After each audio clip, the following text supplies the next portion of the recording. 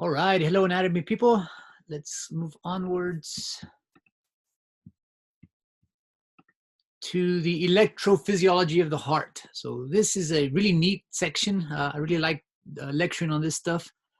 But before we get into this, you have to be okay with your anatomy, all the heart anatomy, the valves, the major vessels, the major arteries coming out of the heart, major veins going into the heart, all of that stuff you have to be okay with. You have to be okay with also the cardiac cells, all the biochemistry that goes on with those little cells. So with that in place, once you have that knowledge, the electrophysiology is placed on top of that knowledge and makes the heart just this much more dynamic type of organ there.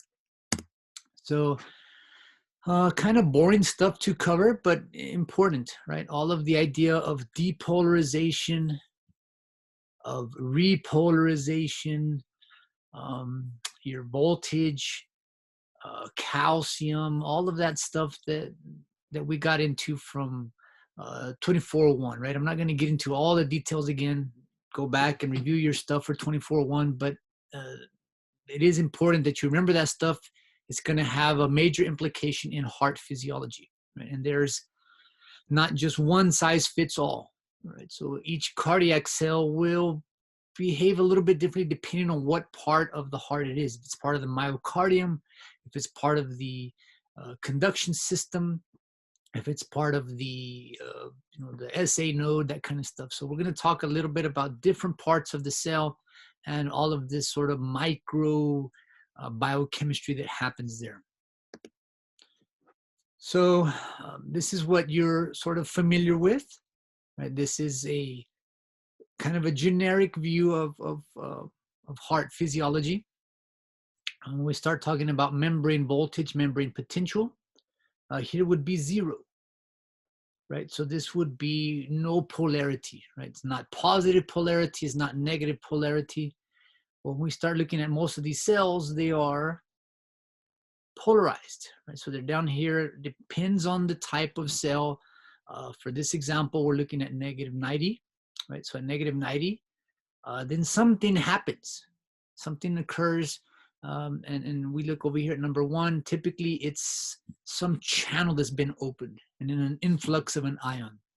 So we're negative. So if we start to see now the positive sodium rush in, what does that do? Well, that takes our negativity up towards 0. We overshoot and we go actually to the positive. So this is what we term as depolarization. We're polarized and we're now depolarizing, going up towards 0, and then we sort of hyperpolarize up to the positive. Polarize in the positive sense now, right?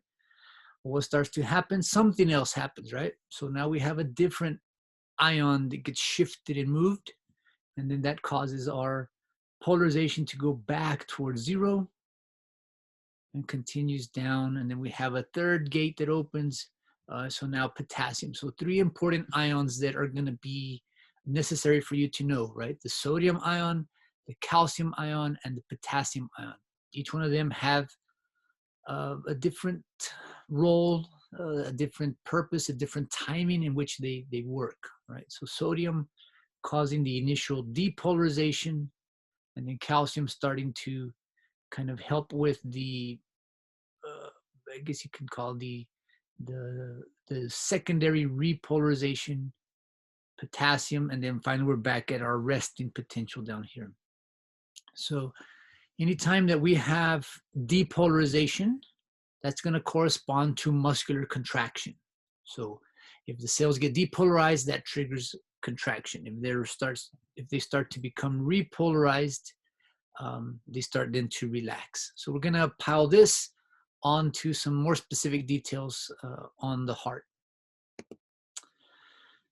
So again, this 2401 stuff, all the troponin, tropomyosin, the sliding filament theory. So again, I don't have time to get into all that detail, but again, you should know that. You should be bringing that knowledge with you here. So before I get into the I guess the general heart discussion, I want to emphasize this term, this autorhythmic cell. So autorhythmic cells, again, can generate their own beat. So they are what we call self-excitable. So 1% of all of the cardiac cells are self-excitable. They have automaticity. So they are going to function differently. Back up. They're going to function differently than this. Their biochemistry is different. Their depolarization graph is going to look different than what we see here. A couple of things I really want you to focus on.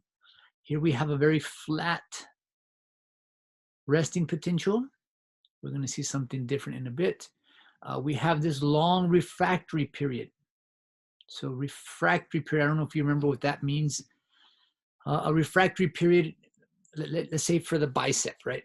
The bicep can continue to be stimulated, and we have a constant stimulation, and we can then hold what we call a tetanic contraction.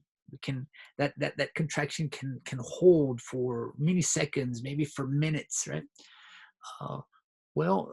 Muscle cells, skeletal muscle cells don't have a long absolute refractory period.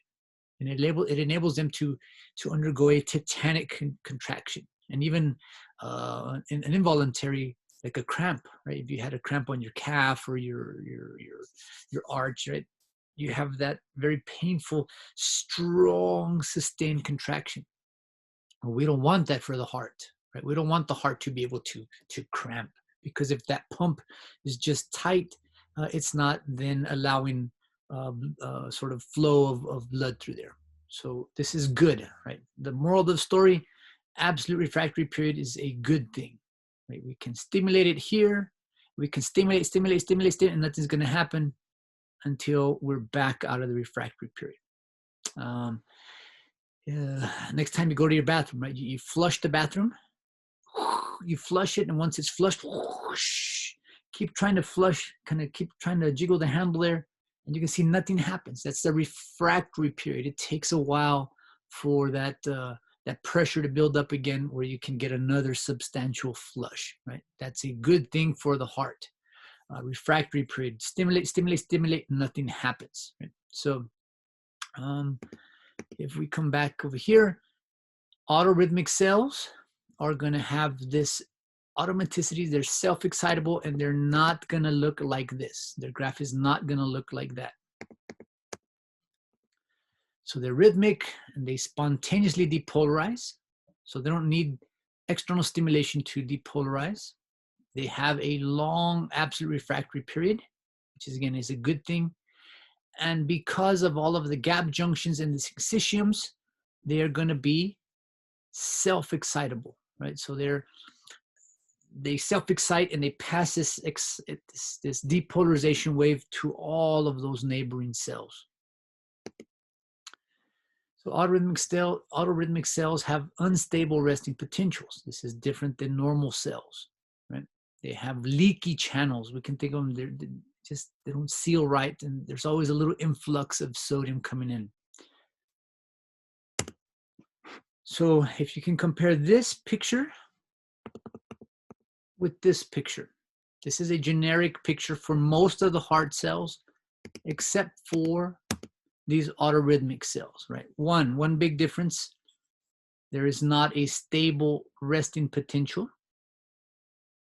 2, the depolarization only goes down to -60, not -90, right? So we're down here -90.